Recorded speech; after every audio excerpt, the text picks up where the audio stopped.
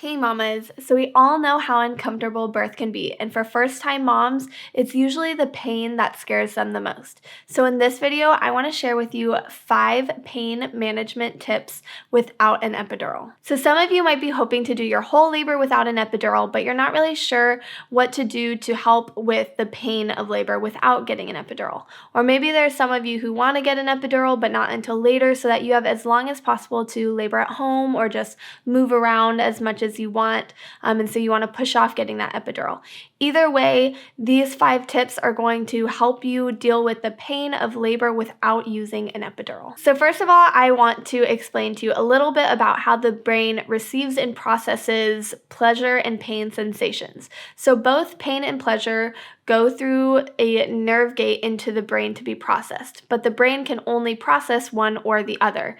And so what we want to do is trick the brain into feeling pleasure over the pain by flooding the nerve gates with pleasurable sensations. So the first way that I want to give you to help trick your brain into feeling pleasure over pain is to breathe, and along with that is smells. So breathing is one of the best things that you can do for yourself during labor. You want to remind yourself to take deep, purposeful breaths all throughout your contractions and in between, all throughout your labor. And with that comes smells. So like I was saying before, you want to trick your brain into feeling pleasure over pain. And if you are smelling good scents that you enjoy, your brain is going to focus on those good scents instead of the discomfort that you're feeling in your body. So a lot of women will bring in their essential oils and they'll either diffuse them or just have the little bottles close by that they can smell.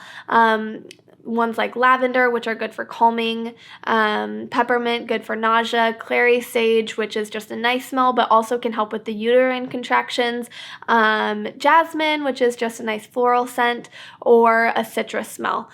So really it's whatever, you like. For one woman, it's going to be lavender. For another, they won't stand that and they'll like peppermint. So it's really whatever is going to make you feel good is going to help trick your brain into focusing on what feels good and what doesn't. The second tip that I have for you to trick your brain into feeling pleasure is to use focal points and visualization.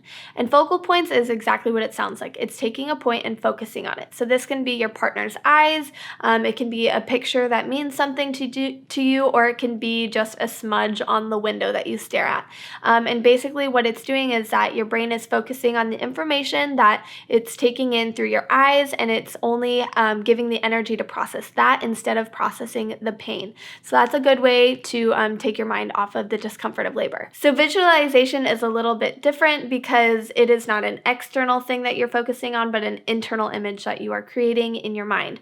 And so it can be one that you make up, or it can be like a recollection of like an event that actually happened to you. But whatever the case, you want to make sure that you are really focusing on like all the aspects of that event. You really want to recreate it in your mind. So the sights, the sounds, the smells, the textures, the tastes of it. So yeah, you just really want to pour all your energy into that so that your brain is being tricked into focusing its attention on that and not from the discomfort that your body's in. So the third thing that I have for you is music and mantras. And music is a really good way just to motivate yourself and to get your mind off of just the challenges and the discomfort that you're feeling. But not only that, it also really encourages movement, which is great for the laboring woman, because the more that you're up and about and you're changing positions, the better it is for your baby to get in an optimal position in order to pass through that birth canal. So yeah, you can pick music that you like. You can choose playlists, and sometimes music works for one woman and it doesn't work for another. So do what works for you. For me, I had this whole playlist ready to go for my labor. It was my push playlist. And my other friend, her husband tried to play the song that they danced to on their wedding day, and she just snapped and she was like, turn that off. So like I said, it'll work for some and not for others, but do what feels good to you. So the second part of that is mantras. And mantras are just statements or slogans that are said over and over that are positive. And so by doing that, you are focusing on those words, and you want them to be positive and kind of like commands to your body. So it's like open, or breathe in peace, breathe out tension. So you can do that as you're breathing, or it can just be any progress is good progress, or pretty soon she'll be in my arms, or he'll be in my arms. So things that your brain is able to focus on the encouragement and not on the discomfort. So the fourth trick that I have for you is relaxing touch and hot and cold therapy. And relaxing touch is exactly what it sounds like. It's just touch that is going to help you relax, be comfortable, and be at ease.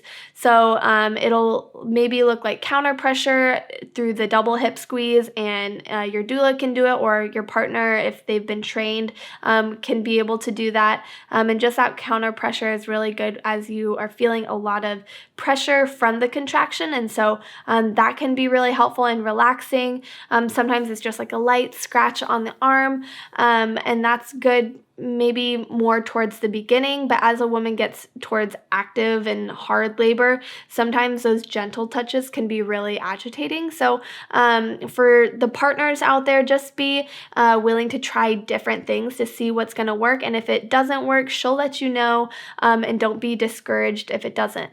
But yeah, by doing things that she likes, rubbing her shoulders or giving her head like a nice scratch or massage, is going to help take her mind off of what's not feeling good in her body into what is feeling relaxing and calming to her. So hot and cold therapy is just a fancy way of saying using cool washcloths to help like put on her head, her shoulders, her neck when she's feeling hot and overwhelmed, and then adding like a warm hot pack to her back if she has bad back labor, or on muscles that are just tense. Or you don't have to have like an electric heating pad. You can just do like a sock or like a pillowcase with rice in it thrown in the microwave. That'll work too. So that just like any muscle that's tense, that's going to help bring relaxation. And again, her brain is going to be able to focus less on the tension, but on the ability to relax. All right, last but certainly not least is water, and water is a super effective way in helping relax and trick your brain into feeling pleasure over pain during labor. So a lot of women will hop into a bath early on in their labor just to help them calm down and relax and prepare for the long labor ahead of them.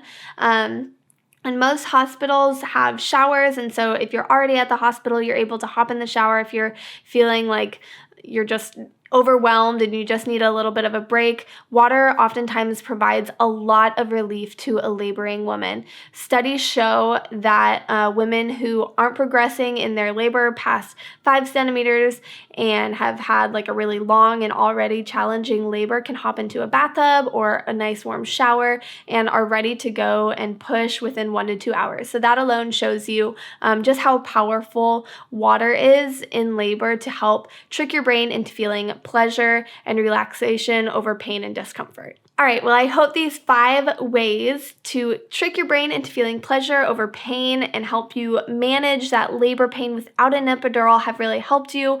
I hope that you are able to share this with someone who might need to hear this. And if you have any questions or if you have any other techniques, make sure you comment them below. I would love to read them and know your thoughts on this. So thanks for watching. Make sure you subscribe to my channel, like this video, and hit the bell so that you don't miss any of my future videos. Thank you, and see you next time.